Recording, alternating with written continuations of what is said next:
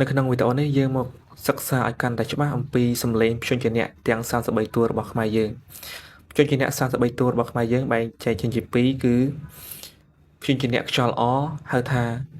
អក្ខុសៈនិងព្យញ្ជនៈខ្យល់អហៅថាខុសៈចំពោះព្យញ្ជនៈខ្យល់អហៅថាអក្ខុសៈមាន15តួដូចជាកខចឆដថណតថបផសហឡអចំណែកឯព្យញ្ជនៈខ្យល់អមាន18តួមានដូចជា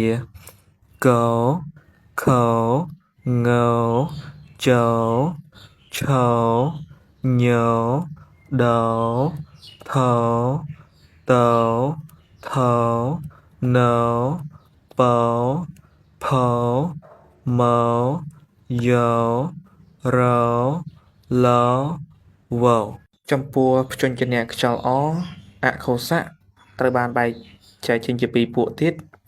ពួកទី1ហៅថាពួកសំឡេងខ្សោយមាន5តួដូចជាកចដតប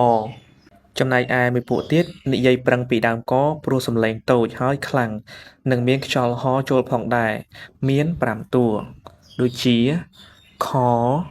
ឆថថនិងផ